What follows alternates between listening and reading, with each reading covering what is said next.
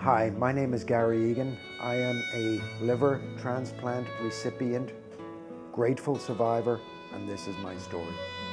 I was born in Dublin, Ireland in 1967, the youngest of 3 children. Had a great life over in Ireland, grew up there, spent my whole life there until I was 21, and came to New York while I was studying graphic design and business in the Dublin Institute of Technology. I came to New York on a J1 student visa. I first came to Pete's Tavern in 1989 and started working as a porter in the basement, and then got promoted to be a busboy, which I did for another 5 or 6 weeks, and then started to work as a waiter, spent the whole summer here working as a waiter, then went back to Ireland, did my last year in college, graduated, and had really fallen in love with New York City and Pete's Tavern, and decided to come back for one more summer, which turned into 25 years. And in 1999, I met my lovely wife, Wendy, at the bar here. Actually, it was 1997, honey. 97? No one's going to know that. He was very charming. At that time, he loved to socialize, so he worked behind the bar on Friday nights, and I knew that, so I would come on Friday nights. And we started a friendship that blossomed into a fantastic romance and got married in 2000. It was in September of 2002. Gary and I were going to a wedding, and I actually noticed as he was getting dressed that his eyes were yellow. What I was starting to notice, but never really acted upon it initially, was that my feet were starting to grow. I went to buy shoes for the wedding, and I went from a size 9.5, suddenly I was a 10.5. 6 months later, I was 11.5, and by the time I really knew I was sick, I was taking a size 14 shoe.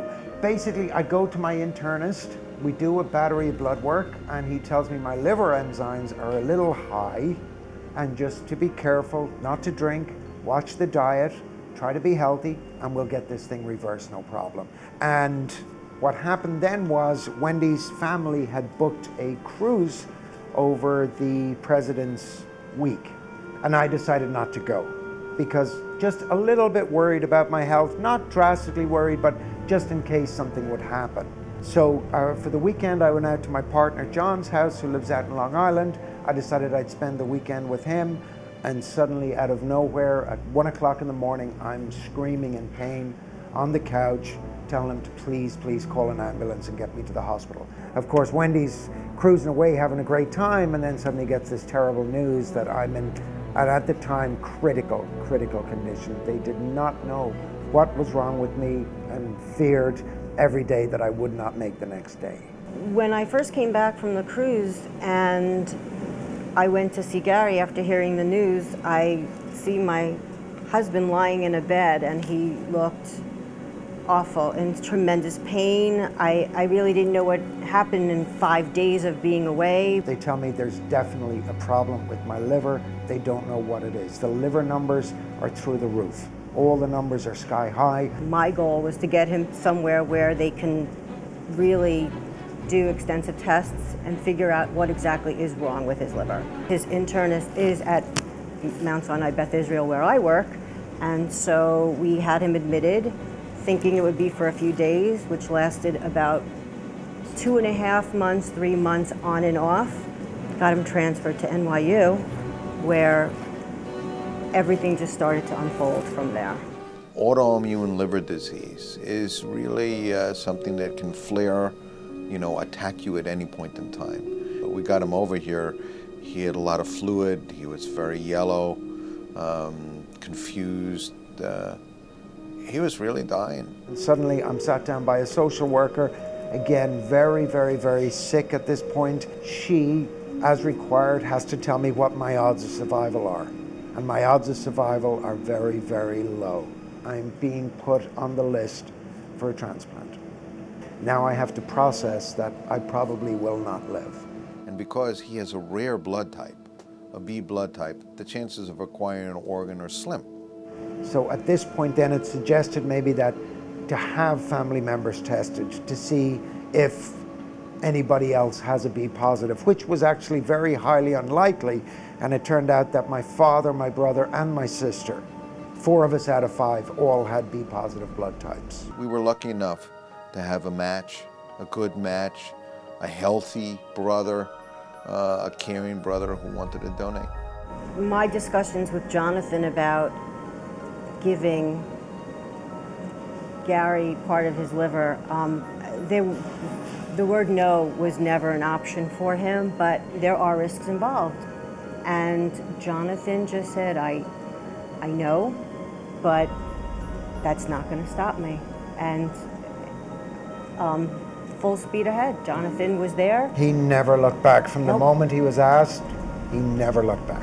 Living donation is an operation that requires 2 teams, 2 full teams of surgeons. So there are 2 surgeons in the donor, 2 surgeons in the recipient, and it's a long operation on everybody. And so I and Dr. Morgan were dedicated to Jonathan in order to take the graft out and prepare it. And then I took the liver into Gary's room where another team was waiting, and I helped with that team.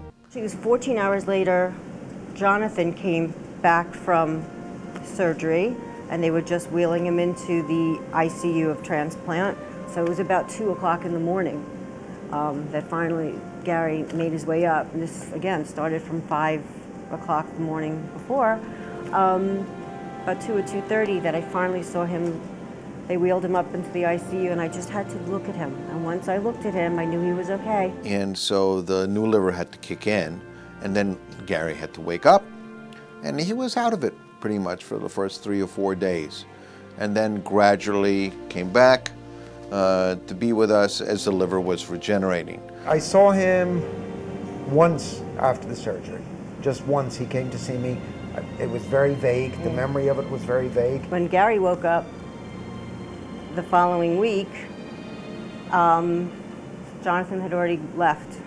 Jonathan did what he needed to do, and he was already on a plane back home to Ireland. 6 months after, just give me a second.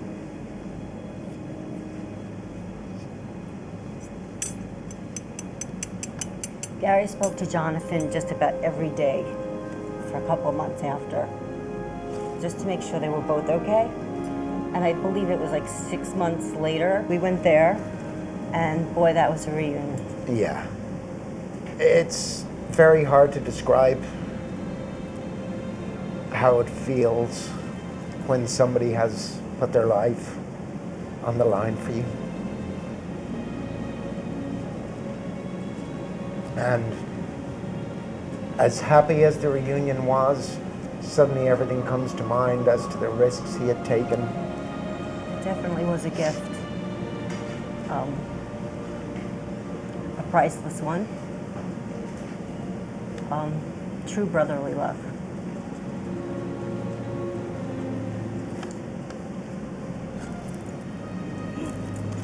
Jonathan is my hero. To be able to give to your brother an organ has got to be the greatest gift. The word has to get out there, and what the American Liver Foundation is doing for research, for donor awareness, it has to be done. It's so vitally important. I wouldn't be alive today if I didn't have my brother, and I just feel so bad for people who don't have brothers, family members, friends who are willing to do the surgery and to go through this tremendous operation.